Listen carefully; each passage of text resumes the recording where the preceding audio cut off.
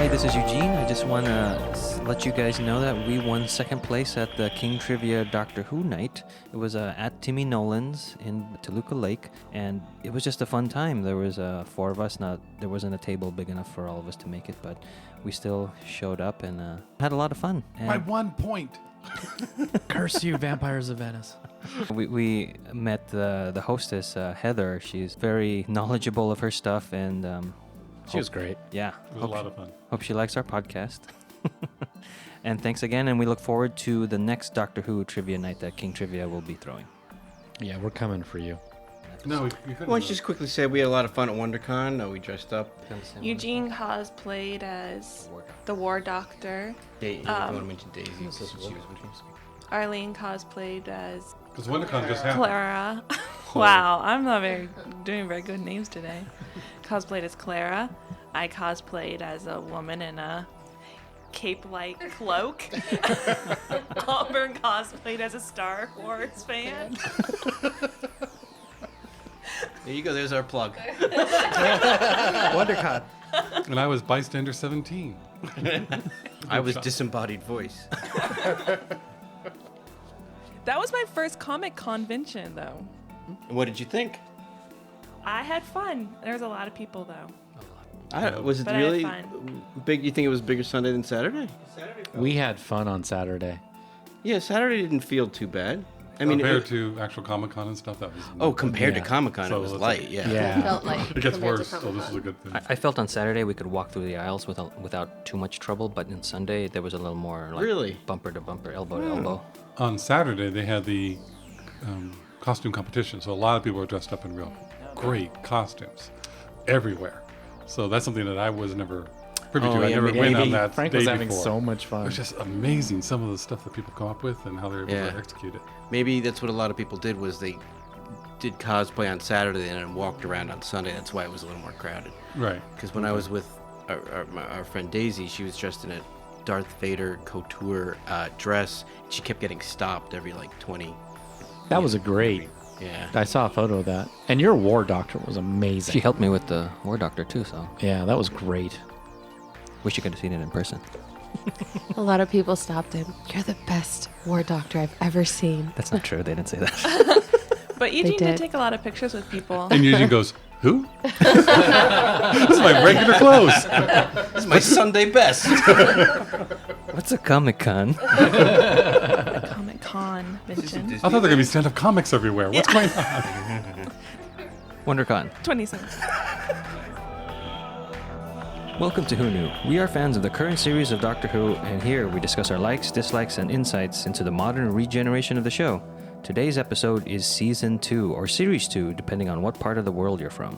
It consists of 13-hour-long episodes plus a Christmas special, depending on what service you're on. Let's introduce who is here. Hi, this is Eugene. Hello, this is Frank. Hi, this is Kelsey. Hello, this is Auburn. Arlene. Hi, this is Brian. We are missing Josh today. He's taking a well-deserved vacation. Yes. Right now, Season 2 is available for streaming on Amazon Prime, so you can catch up that way. And I'm going to say this up front, but there are going to be spoilers, so we're able to talk about the full breadth of Season 2 without jumping the timeline like we normally say. So if you haven't watched Season 2, please go and do that now. We'll wait. The DVD set is also available now, and that is also dropped down in price to about $30 to around $40, depending on what service or retailer you go to. And this is the first year of David Tennant as the 10th Doctor, and our second year of Rose as the companion, played by Billy Piper. One thing before you move on, there's also a Blu-ray set that either Currently, is coming out or is about to come out. I was going to say currently working But- on it. Be careful because this was not filmed in HD. So if you get a Blu-ray, it's an up-res from the standard definition. So it's not going to look perfect, Yeah. pristine as It the should. current Doctor Who episodes are. Yes, also the DVD box set I think is worth getting because it has commentary on every episode, and it's not just audio commentary. Some of them have video commentary, which I still don't understand the point of. That's a picture-in-picture type picture, of thing. So there you yeah. see them talking in the bottom corner. Yes. The reason for those is if you have a crush on the Doctor or Rose, you get to see them talk throughout the whole episode. So you get to so you get to see two of them Yeah. on screen at the same Yes. time. Well, some of them don't even feature the Doctor or Rose. So Boo. There are Doctor Who Confidential episodes related to the episodes in the series, so those are also worth getting. And I think there are video diaries. Little making of. Yeah, making of stuff. And the video Yeah, diary. David Tennant's video diaries. I think from first season has Billy Piper's. Billy Piper's, yeah. And then season 2 has David Tennant's. And we are in no way financially connected to the BBC. You know? We're not advertising their products. It's just telling you how to get to them. I'm just saying that the DVD set is, for me, is worth it because it has all of these things. And yes, we are not associated with them in any way. But if they, This isn't a plug. We're not getting paid to say this. We just like it. But if they want to send some our way, I'm not going to complain. Series 2 has, I guess, the prestige of spinning off 2 series from season 2, which is Torchwood and Sarah Jane Adventures. Very different shows. Yeah, very different. Season 2 has the arc, or the clue, the big bad of Torchwood. And Brian has that, or Frank has that. I thought season 1 was the big bad wolf. Not the big bad wolf. Bad wolf. Bad We wolf. should explain that. We're going to clarify that. Yeah. Russell liked the concept that Joss Whedon did with Buffy the Vampire Slayer of each season of Buffy had what was referred to as the big bad. So every season focused on one main particular villain. If it was the Master, but not our Master, but if it was the Master in season 1 or season 5 had Glory, that's what the season built towards, and the season finale was also the resolution of that big bad. He liked that concept, so he created his own version of the big bad. And we were discussing it last night. We don't really like the term big bad for Doctor Who. At least I don't. It's easy for us to associate with. I say it more as like the big mystery. Yes. So there's the season 1, the big mystery was Bad Wolf. Why was Bad Wolf showing up? And it's not a villain. But the reason we don't like the big bad is because that's not a story arc that the villain has multiple episodes and are thwarting our heroes throughout the whole season. You know, in Buffy, especially like with Glory, she would show up. There's the mayor, there's the master. Those issues would continually come up in other episodes. So they'd have standalone episodes, but then also weave through it the big bad. In Doctor Who, a lot of times it's either not a villain, like Rose wasn't a villain being Bad Wolf, but it's more of a mystery of what is this, and he's leaving clues throughout all the different clues. episodes. Bad Wolf didn't enter into any plot of an episode. It just kept showing up.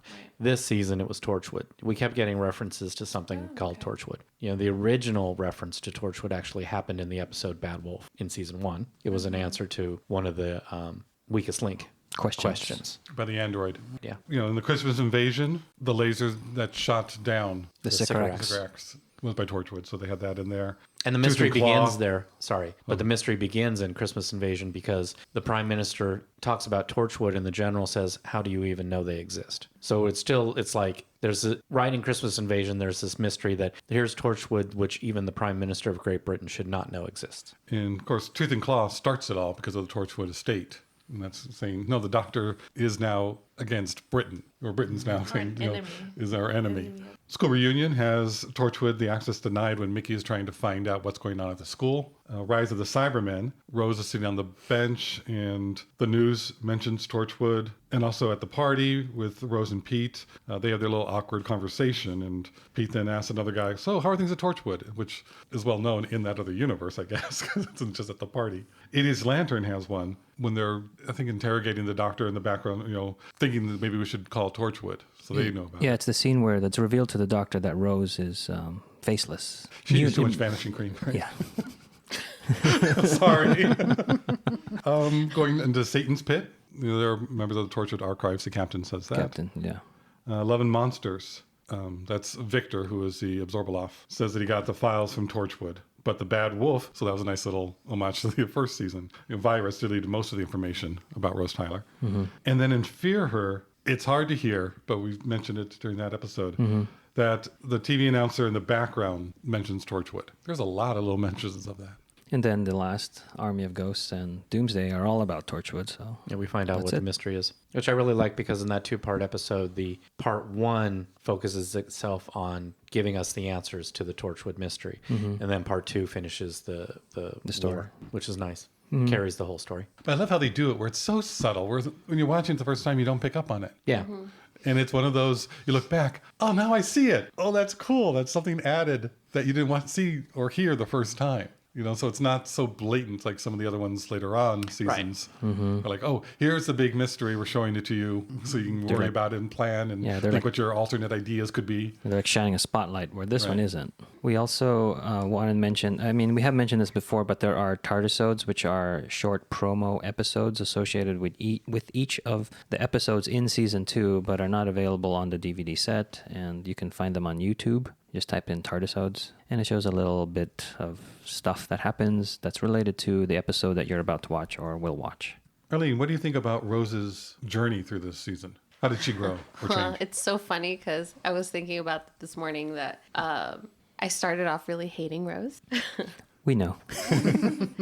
And I think that the first time I watched this, I was allowed to still hate Rose all the way through because I just knew more and I didn't really pay attention to her character because I was like, ugh, she's just annoying, and I moved on. But spending time like actually analyzing and watching her grow and changing to a different person, I really like her. Like her character, like her personality. I will miss her going on and talking about new episodes, and it was a nice thing to see like a teenager grow into an adult, and they did a good job writing that. I think her big moment was at the end of season 1 when Jackie and Mickey were in the little diner. And she's like, no, I've seen too much. I need to now do something. And she takes it upon herself to somehow get into the TARDIS. Now she gets help, from Jackie and Mickey, but she's like, no, I'm going back to the doctor. It's like nothing was going to stop her. I think that's when she really changed into owning who she is and knowing who she is. And then taking on the bad wolf, and that changed her. Because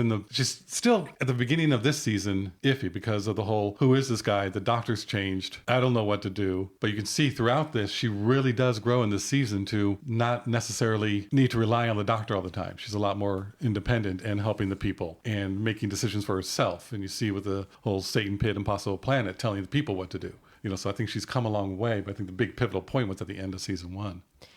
I can see that that's how it could have been her pivotal point, but I don't think it was making that decision. It's the results of her decision. I think her decision was still in a stubborn, like, I'm not ready to move on kind of situation. It's not really fully understanding who she is yet.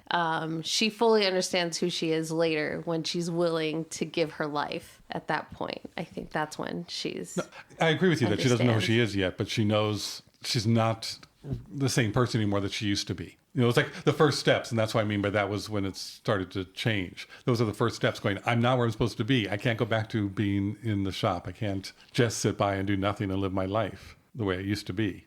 And she hasn't grown enough. School reunion was a big, I think, slap in the face of reality for her that the doctor does leave companions behind. Yeah. I think that was a big growing moment as well. And there is a hint throughout this season that Rose isn't going to go on forever with the doctor. Yeah, her journey is ending. Yeah. So, in School Reunion, it is, just Sarah Jane telling her, be careful. This doesn't last.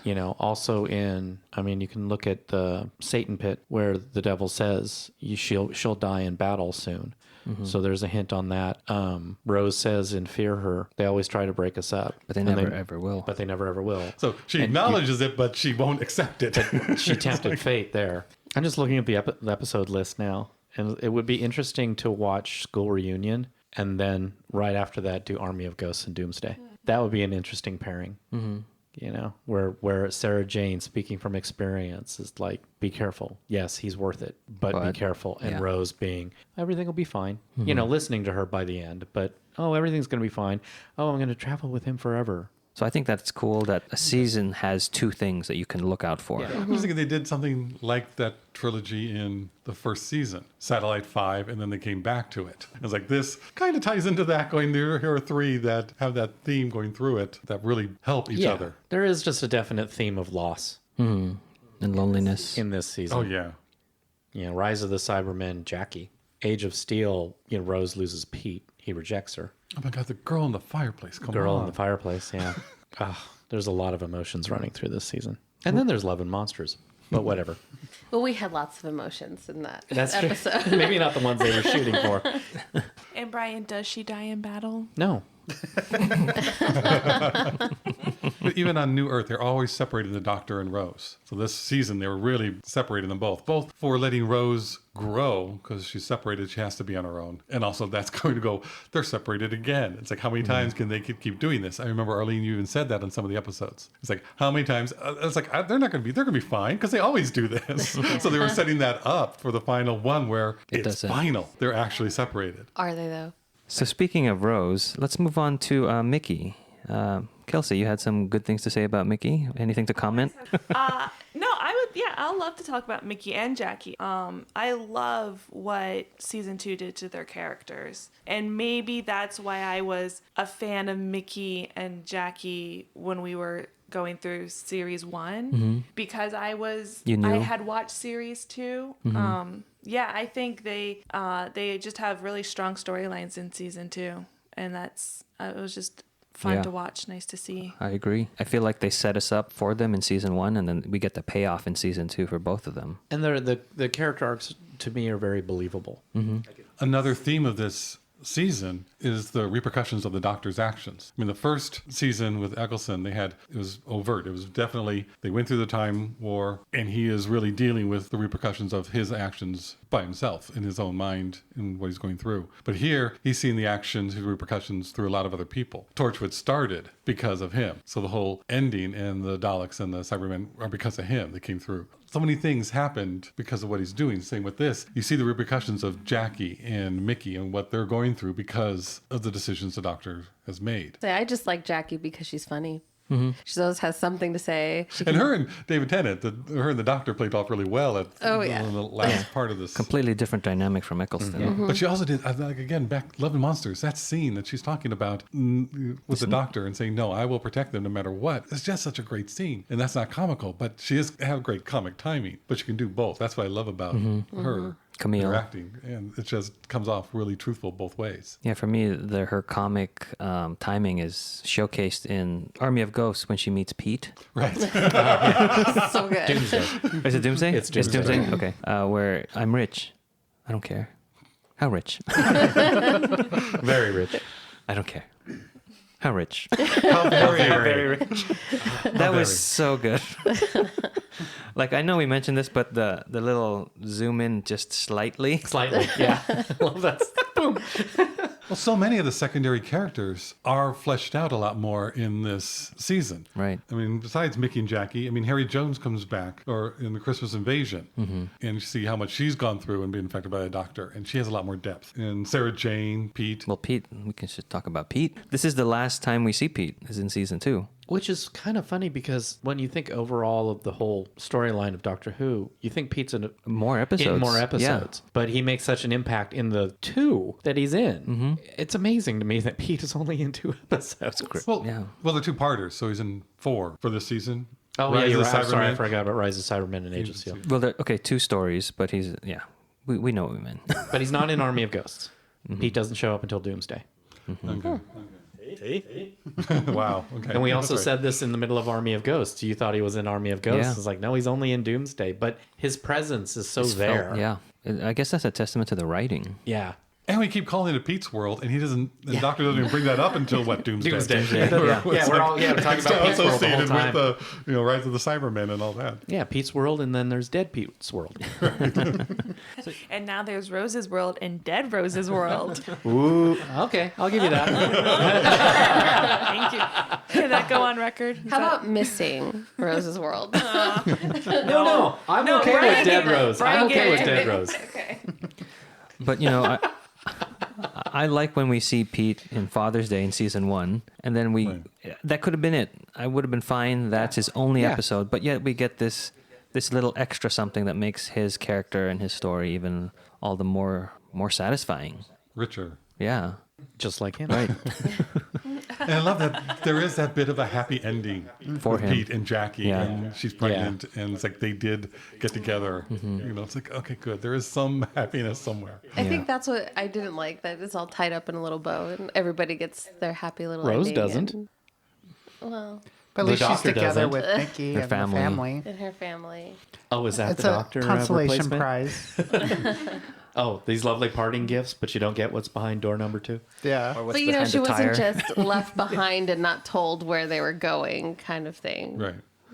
Like some But other of the. Jackie and Pete will still be fighting and everything, but it's not that Rosie tied up in a bow. It's like, no, they're going to be fighting and having big old Oh, yeah. spats. Because they've had 20 years of opposite history, so... But that they're still together, which is really nice. Yeah, yeah. But I'm happy with the Jackie and Pete, Oh yeah. because at the same time, Rose is just in the worst place she's ever been in her whole life. We needed something, and they didn't really focus on it. We didn't even see it, really. She just tells the doctor, when they're stalling, about it, and it's just a nice little, oh, that's sweet. And then now let's get back to the meat of the episode. It's weird because that scene is all exposition, but it's not bad. It's like I want to hear more. I want more Yeah. exposition. Yeah. Which sometimes when you hear an exposition scene, you're like, this is exposition. Could you have not told this to us in a different way? But I think at Doomsday, when she does give her exposition to the doctor, it's what we needed at that moment. It's written well. Yeah, it's very well written. And I also like, we pointed this out too, that her story kind of bookends with her in season 1 waking up and in season 2 waking up from a bed. Some of the other characters were Madame de Pompadour and Ida Scott. Both were really good, full characters. Yeah, especially Renette. We didn't mention this when we recorded the Girl in the Fireplace episode, but the actress Sophia Myles was dating David Tennant at that time, I believe, or shortly after they Shortly filmed after that they were together. that episode. Right. Yeah. I mean, Ida was great too. Ida was exposition. Hi, I'm here telling you everything that's going on this impossible planet. And yes, she does it so well that she's a well-rounded character as she's doing it. Again, testament to the actress and the writing of that. Here, let me show you this blue screen. And Yeah. she completely sells the wonder of a black hole. I love Ida. The Doctor, his arc in season 2 is interesting because Eccleston, the Ninth Doctor, starts off in a sad place, and by the end of season 1, he's in a happier place. David Tennant, the 10th Doctor, starts off in a happier place because that's who I guess the 10th Doctor is. And by the end of season 2, he's in a sad place because of his separation from Rose. So I think that's really great that they had opposed arcs emotionally for both of these 2 seasons. And how they relate to each other. Because the Ninth Doctor was traumatized from the Time War, and he was holding everything in and not allowing himself, it seemed for a long time, to cope or deal. and also to have relationships with other people. And Rose breaks through that. In New Earth, he's very happy. He's gotten past the trauma. He hasn't forgotten it, but he's gotten past it. It's his relationship with Rose that Brings about his Sadness at the end. Yeah. So the thing that he learns to do with Christopher Eccleston is what tears him down with David Tennant. I think it's great literary wise if you have mapped it out and see the journey as an arc, the hero's journey. Tell us about the hero's journey. Please, Daddy. Please, sir, I'd like some more. Well, if we're going to break it down, it's just interesting how you can have a journey, but I guess the opposite of expectation. You want to end happy, but we don't. Rose and the Doctor are separated, and they have those tears are shed at the end. The mascara runs. But yet it's satisfying. How do you think the second season would have changed or would have ended if Eccleston had stayed on? Do you think we would have lost both a companion and a doctor at the end of it, or would they have kept Rose around for another year afterwards? I mean, that's such a hypothetical. I don't know. But it's all speculation. I think they would have ended the journeys of both the Doctor and the companion because they already hinted at that in season 1. I kind of fall to the side of they would have tried to keep one of them. Just for some kind of continuity in the show. Well, the love story between Rose and the Doctor played off because they got David Tennant. Yeah. Yeah. I don't think if we got Eccleston in the second season, the Rose love story would have happened. Yeah, so like can we actually have seen Eccleston and Rose holding hands on an alien planet? No, it would be more passionate. Because I feel you like think so? Eccleston brings more passion to his character. With Tennant, it was more puppy dog. I feel like Arlene and I were missing a lot of because you guys would be like, oh, and remember when like the Doctor said this to Rose? It meant that he loved her, and we were like, huh? Yeah. Like, But also remember, we were you guys missing were it. doing that to us during season 1. With Eccleston, it Yeah. was like, wait, you guys see that as romantic? So it was flipped. That's interesting. Segueing into that subject, we have an email from a listener. That was a good one. Melissa Seltzer, thank you for your email. I'm going to read it now. Or the subject is Rose and Her Doctors. Hi, Who Knew Podcast. Hi, Melissa. I just finished listening to the Children in Need podcast episode and wanted to join in the conversation about Rose's feelings toward the 9th and 10th Doctors. When I first watched Doctor Who a few years ago on Netflix, I always felt that the 9th Doctor was the father figure Rose needed in her life, especially after the wonderful Father's Day episode. She trusts him in a way that never struck me as anything more than fatherly. Eccleston played the Doctor with such a sense of intense sadness since he's fresh from the Time War, and I felt he was searching for a companion that would help him heal from that. I'm likely bringing my own personal history to the table, but I never felt the two were romantic. They needed each other in that specific time of their lives, and the relationship they develop helps them both move forward. When 9 regenerates into 10, Rose is devastated to lose her father figure she's allowed into her life, but she learns to accept 10, although it's a different relationship. She copes with the regeneration by seeing the Doctor in a new light. 10 is also goofier and lighthearted. Rose begins to fall in love with the 10th Doctor, as I did as well. David Tennant is my favorite Doctor, and I look forward to the podcasts covering his time. Melissa Seltzer, wishfully future companion to the Doctor. Nicely written. Very well I done. agree Yeah. with her. I prefer to see it as it was love all the way through. It's just the person expressed their love differently. Because, you know, in the end, like when they were going to go get fish and chips, like she puts her head on his shoulder, kind of like, oh yeah, we're going, I'm buying her. I think it works both ways. But both are valid. Yeah, both Yeah. are valid. And I think that shows more of how Rose has changed from the season 1 to season 2, in that she was young and looking more for a mentor, father figure, however you want to put that, in this. And in the second one, she's become a lot more in her own right, knowing who she is, what she wants. And so she's looking at this new incarnation of the Doctor differently. And that's not the same thing as I needed now. Now it's younger. And that's what a lot of people who liked the classic series hate about Tennant and don't like him as the Doctor, is that they make him too human. Yes. And there's the love relationship going on between Rose and Tennant, or the Doctor. They don't like that at all. They think it's just there should be Sacrilegious. no romantic entanglement between a Doctor and a companion. I think that's what the show needed to be revived and introduced to the new audience. So that's the reason a lot of people do like Yes. Tennant as the Doctor, because he is more relatable. He does show It's a different fine line emotion. they need to walk. Balance. It's interesting. So for the same reason, you either like it or hate it. But like, I mean, I remember first season episodes where you guys are bringing up the you see the romance beginning, nothing overt, but beginning. And I remember at first being shocked, going, I never, ever thought that. But then also remember, almost every single time I went, now I can totally see it. And now I want to watch the episode again, which is what I like about us discussing these on this podcast, is that we are getting differing views. And everybody's view is valid, and maybe it can help change the way you look at episodes. And now I watched the first season episodes going, oh yeah, okay, I see it. Eccleston's passionate. I think sitting on the apple grass on New Earth That's what's was the yeah. main big difference, showing that. Because before then there was Eccleston, then they had the Christmas invasion, and then this really is like a first date. It's a first date, yeah. And they're both kind of giddy and excited, like this is something Lying new and on his different. I coat. don't know what's going on. Right.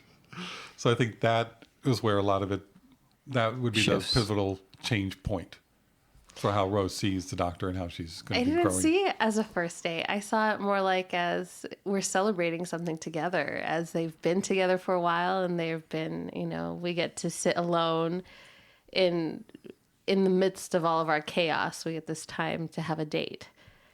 So I did see that they already had a built relationship to be where they were. It wasn't, because first dates are like awkward. Like, I don't know if this is kind of romantic. Should it be romantic? They felt very comfortable sitting there together. So it was more of a, we're already established. And I see it more as we were friends, and now something's changing where we're going to that next place. We're leaving the friend zone. Have you ever gone on a date with a friend? That you were really good Yep. friends first. And Yes, he was- certainly has. So was it like super comfortable still, or was it still that anxiousness? Yep. It was awesome. It was uncomfortable, but it was an exciting. But they weren't uncomfortable. They were just happy. No, but I mean, there was something. It was like, Yep. oh. So speaking of New Earth, Cassandra is reintroduced to us in season 2 in New Earth. I think it's great that a villain has a story arc or a character arc, like a cardboard cutout villain, you know. In season 1, in The End of the World, is just, she's the bad guy. It's pun intended, though. Cardboard cutout. You mean they fleshed her out in this episode? So instead of being 2-dimensional, she's 3-dimensional. How long can we keep this going? She's both 3-dimensional and 2-dimensional. Emotional, physical. They pump some more blood into her? They keep her Yeah. moist. Yes. But I think it's cool that her theme in The End of the World is to signal us into the future. It's got like a weird outer worldly quality. And then when you hear it in New Earth, it's almost sad because it's related to her and not the setting. So I think that's cool that Murray Gold and Russell were able to craft not only a character that they're going to revisit, but also a piece of music. And that also ties into the theme of endings in season 2, because Cassandra is the ultimate, I'm going to have to live forever. I can't die. Yeah. But by the end of the episode, She's done. She dies, and she's not necessarily okay with it, but she's accepted it. Yeah, and to me, it's poetically tragic how she dies with herself, her older self. Right. There's also another theme going through this season that reminds me of, and that's humans changing and trying to help themselves or Yeah. Or somehow better. upgrade themselves. Literally. So, right. So they have the whole Sisters of Plenitude, and they're growing humans to try and help others and get all the different vaccines Yeah. and cures They're doing like bad things. with good intentions. yes. I mean, the Cybermen that come up, they're all about, no, let's make you all better. Be like us, and you're upgraded, going on up. The Krillitanes that come in School Reunion are all trying to constantly morph and change themselves into trying to be better. Even the Empire of the Wolf wants to happen in Tooth and Claw. Yeah, something. I don't know what exactly. To But control other people. And even Torchwood, to some extent, they're trying to get all the alien technology to help the Great British Empire to be better and use what information they get from that. Only the Daleks are like the opposite. If you're not us, you're dead. But even all the way back to Christmas Invasion at the end, where the doctor says, I told the Sycorax to leave. I should have told them to run because the human race is coming. The change. The human race is ready to expand, and that's just going to be trouble for the whole galaxy, kind of a thing. Well, even Frank, to your point, Jackie's biggest critique of Rose was, "You're going to change. Right. You won't even be recognizable as a human." Wow. Good one. Yeah. No. Well, good for connecting that. Yeah, because that's my favorite scene. I love that scene. Yeah. How did? Oh, thank you. and other, you want to mention other aliens that we're introduced to this season? Sure, we have the previous aliens, Cybermen, Daleks, and Cassandra. No, and she's not alien. She's human. She's human. Oh, well. She's alien enough. I keep thinking her as, I guess, the villain. Yeah. Rather than alien. But then they have new ones with the Sycorax, Sisters of Plenitude, the Clockwork Repair Droids, Absorbaloff, which was, there's some good ones and some maybe not as good. Mr. Finch and the Krillitanes, the Werewolf and Monks, another one that I'm not really happy with, is the Wire, the TV lady. We have actual Satan, the Beast, in this one, the Ood, which The are Ood were interesting. good. And I want to see more of them. Oh, that's so right. that'd That be was the good. intro to the Ood. I think you're not going to get that satisfaction, bro. Frank. I'm just kidding. Isolus? Is that her name? The Isolus. little lost Isolus That's the name of the species, I guess. person. Yeah, I know what you meant. So they had some really good introductions for characters and other ones that, to me, I don't think were as good. Back to the Cybermen. I like this version of the Cybermen. This is probably my favorite version. I Because agree they have with you. blue eyes. No, blue mouths. mouths. Blue mouths. The eyes are just these black holes, right? Yeah. Because the classic version origin story of the Cybermen is with the 10th planet, and they live on this planet called Mondas, which rotates on the parallel It's on orbit. the other side of the sun. Other side of the orbit, yeah, of the sun. And in that episode, their planet gets destroyed, and then it gets retconned how it's on Telos, which we will probably visit soon in Tomb of the Cybermen. And I like how in this version of the Cybermen, it's a parallel world, still keeping sort of the heart of that story connected. Like it is Earth, but now it's a parallel world, not an opposite orbit. And so I think that's sort of cool for me as a like geeking out a little bit of revitalizing that version. That at one point I was hoping that when we were in those episodes, somebody would mention Mondas or Mondosian or something like that, but it didn't happen. It's just fine. I can have it my way. Or do you mean like within the episode, like Yeah. as an Easter egg? Yeah, or it's an Easter something? egg because that was, I think we mentioned it's the 50th anniversary of the Cybermen at that point. That's why they went all out as opposed to the Dalek, which is one episode. There was a two-parter. And after watching Tomb of the Cybermen, the second to last episode, Army of Ghosts, Yes. had some sort of references to that with the plastic and some of the other Yeah. things that I think some of us noticed, even though we're not classic Fans, I guess. fans. Yeah. The Doctor is without the use of his TARDIS several times in season 2. I'll point those out. And they're in the two-parters, Rise of the Cybermen and Age of Steel, and then The Impossible Planet and The Satan Pit. Where in season 1, he was only without the use of his TARDIS in one episode, the Father's Day episode. So I think that's interesting because I remember, I think it was Josh saying, how many times has he been without the TARDIS or without access to the TARDIS? Where in End of the World, it's taken by the valet, so he has access to it. It's just not something he needs to get. What I'm thinking of here is the purpose of the Doctor in that particular storyline is to get the TARDIS and himself reunited instead of, oh, it's just there. Meaning that if he had the TARDIS, the episode would be a lot shorter. Yeah. You know, the solution is part in the TARDIS. You can Yeah. do things, and so they had to get rid of it somehow. They had to separate them. Yep. Being, sci-fi fantasy guy, I find correlations between season 2 of Doctor Who and Buffy the Vampire Slayer season 2. In just the feel of it, the unattainable love between the two, and at the end, they're separated by different worlds. And there are some really great episodes as a whole story arc idea for both seasons. For either Buffy had some great season 2 episodes, And they some also really bad ones. filler standalone episodes. And I feel that's the same way with this, with Idiot's Lantern, Fear Her, ones that and Love and Monsters, yeah. that I don't think are all that great. Looking back on them and after I talk, I do see some good value in them, and there are some good scenes in them. But overall, the storyline I didn't like that much. But don't look at Arlene. Love and Monsters, she invented her own category of hatred.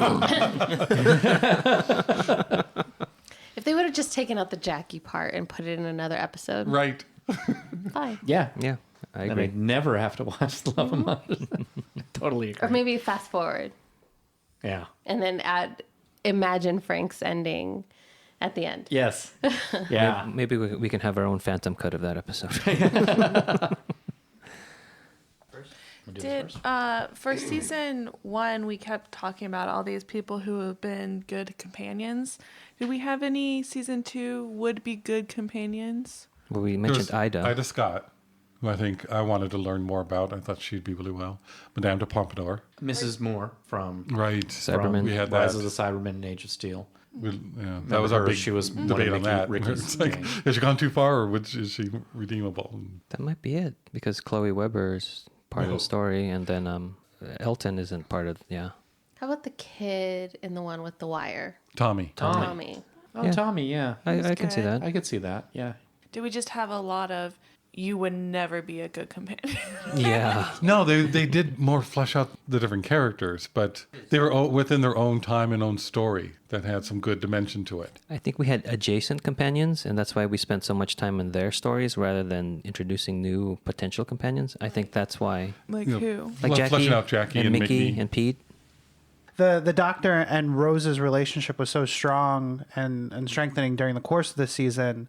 There wasn't an opportunity for somebody else to even be in the running to take her place the way there was in season 1 when they were still getting to know each other more. At least that's one of the things that I think made it harder for a possible new companion this season. And I remember we had the discussion the last episode, does the Doctor love Rose? Pausing for such a long time to say it, but I'm always yes. He was in love with Rose. School reunion, I just wanted to reiterate, he said that he can't spend his life with Rose. She can spend his life with him, but he can't spend his life. And that's the curse of the Time Lords. And to see that as a curse that he can't do that, I think adds to why he loves her. He sees that part as a curse, not as, that I think was an interesting line. Also, I forgot I wanted to ask you this when we were talking about Eccleston earlier. Eccleston wouldn't have stalled on that beach, would he? No. Yeah. He would have had his moment. Yeah. And he would have shared it and made it very well known and then been really sad afterwards. Yeah. Instead of pretending it didn't happen. Completely agree. Okay, so this reminds me of school reunion when we had that debate. We found a clip about the doctor just leaving a companion. We found a clip from the classic version, classic in quotation marks. We'll play it for you guys. It's with Sarah Jane and K9. So this is K9 and Company was going to be a spin-off in the 80s, and you'll understand why it's the 80s when you see this. Wait, should we show the intro first and then the clip, or the No, clip? do the clip. Do the clip. You already set it up. So this is, when it was he just dumps her and doesn't care. And our little debate about that. So that gets a little addressed in this clip where... This is where she gets K9. Yeah. And she's at her aunt's house, and her aunt has this crate that's addressed to Sarah Jane. And Sarah Jane doesn't know what it is. So we just watched the clip of K9 and Company, which is a pilot episode of the spin-off series I guess they tried to do in the 80s with Sarah Jane and how she got K9. So that kind of addresses something that we discussed in school reunion about the doctor and him leaving a companion. And when they aired K9 and Company, the pilot, which is entitled Girl's Best Friend, it got 8.9 million people watching it. Wow. It was big. But Especially it's for still... 81. It still didn't get picked up. But it did affect the characterization of Sarah Jane moving forward in novels, in audio dramas, and even Sarah Jane Adventures. Yeah, which is the spin-off show that I mentioned earlier. We'll eventually revisit that and, do an episode on Sarah Jane Adventures. There's some good ones. There are a lot of good ones. It's a kid's show, but it's very good. And, Sarah Jane is a companion that I think is one of the favorites. I think it's great that we brought her back in season 2. So I think they kind of wanted to address the fact that he dumped Sarah Jane. Okay. And so when Sarah Jane was on the show, when she was traveling with the doctor, K9 wasn't. No. Oh, okay. Yeah, K9 came after. So this isn't from Doctor Who. This is is from from a a show called spin-off. K9 and Company. Okay. But then in the reboot, they kind of stayed true to that by having Sarah Jane have K9. Yeah. In season 2, they really, I think, experimented and expanded how they are playing around with different ways of filming or telling a story. So Tooth and Claw had the whole, ninja Action monks sequence. and the coloring and how they filmed it. And Idiot Box. Lantern. Idiot's Lantern. Fine. the Indian Slander was all askew. What do you call that when it's Dutch angles. Dutch angles? Even Love and Monsters was told a whole different way than what we usually see, taken from Elton's point of view. And I think The Girl in the Fireplace was even filmed a little bit differently, having that romantic aspect. So they really are experimenting, and I think that was a great part of season 2, that you can see different types of filmmaking or storytelling. Yeah, they're definitely a lot more comfortable. The show's a success, so they don't have to worry about that anymore.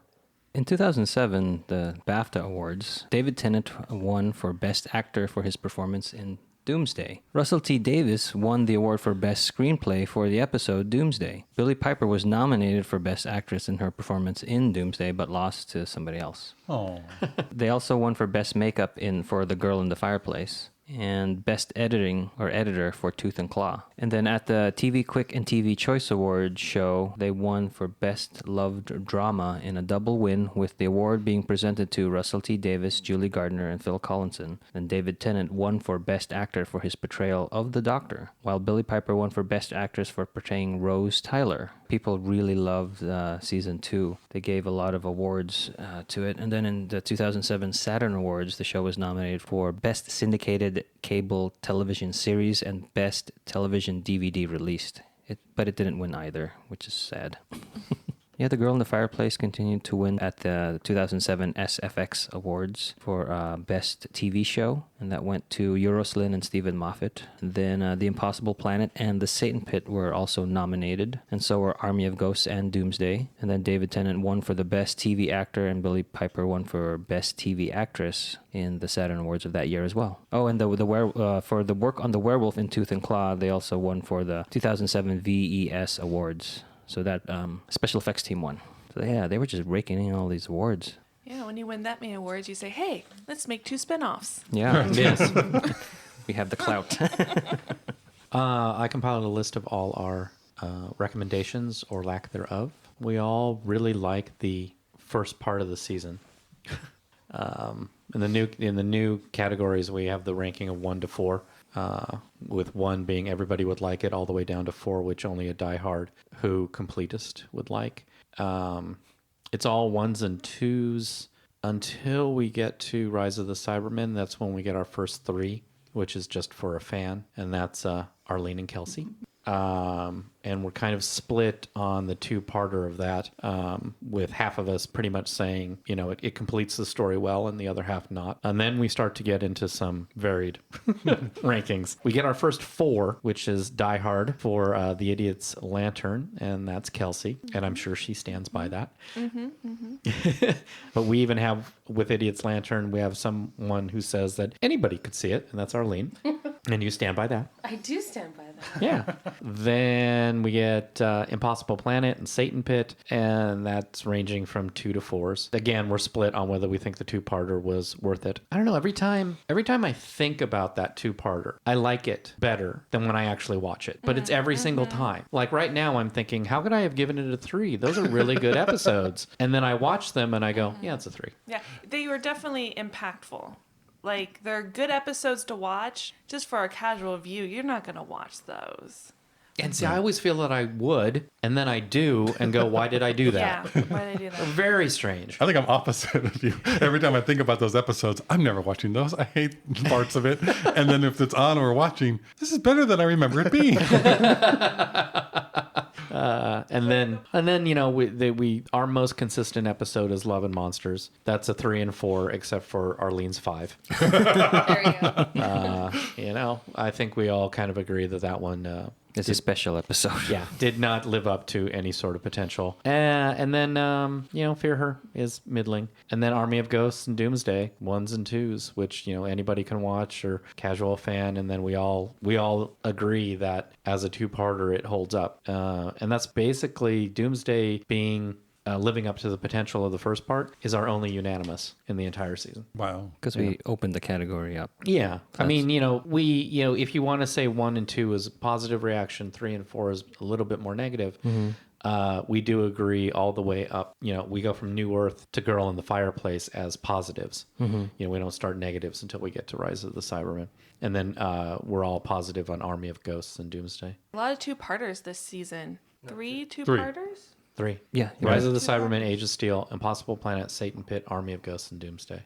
Yeah. And I think that kind of... I mean, even with New Earth, a 2-parter because it connects to season 1 with Cassandra.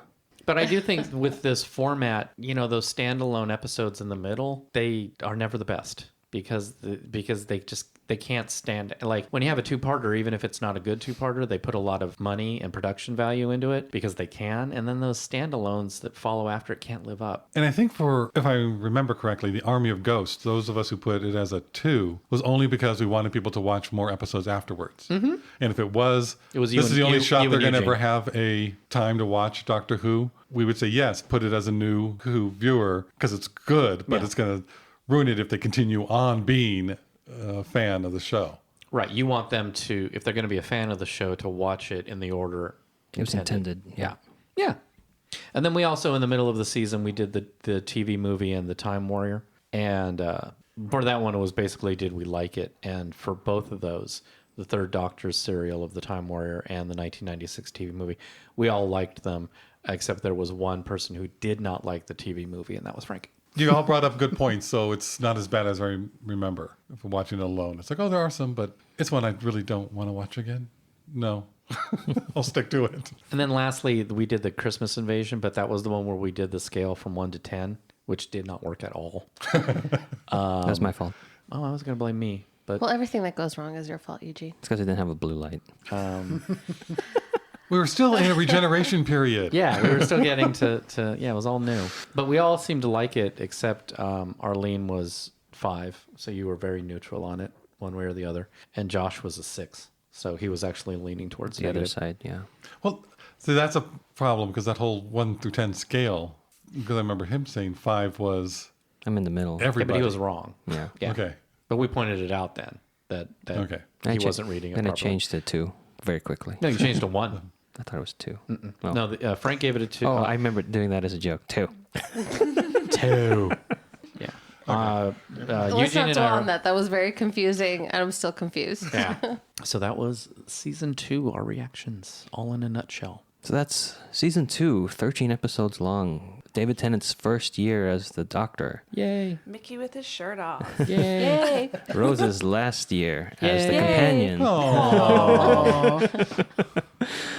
This is the first time we see Freema, and this is the first time we see Catherine Tate. Yay. Yay! A little tag at the end. Yeah, let's tell you that. What is this place? So thanks for joining us for all of season 2, and to an extent all of season 1 and season 2. I hope we'll get you guys back for the rest of this journey. And would we recommend season 2 to? I'm just kidding. I can kind of safely say yes, we would. Keep your comments coming. Yes, they're great. The Twitter, email. So thanks again. It's been fun, and we'll keep it fun as we keep going through and maybe eventually catch up to current Doctor Who. I don't know if that'll happen, but maybe. So join us next time when the future becomes the present. You've just listened to an episode of Who Knew? Our wonderful theme music is by Michael Grady. Find him on Facebook. At The Universe Explodes. All our episodes are engineered by our very own Auburn. Find me at auburnbinkley.com. You can find this show in several places. Follow us on Twitter at Who Knew Podcasts. Subscribe, review, and listen to us on iTunes and Stitcher. Or our YouTube channel, youtube.com/Who Knew Podcast. All our episodes are on whoknewpodcast.com. You can leave comments there or email us at whoknewpodcast@gmail.com. This podcast is inspired by Doctor Who. The longest running sci-fi show in history. And especially the revival spearheaded by Russell T. Davis. thanks to Russell, Sydney Newman. Verity Lambert. Ron Grainer. And all those involved in the adventures of our favorite Time Lord. Your work continues to inspire and entertain. Ice cream. Did you go back and see ice cream?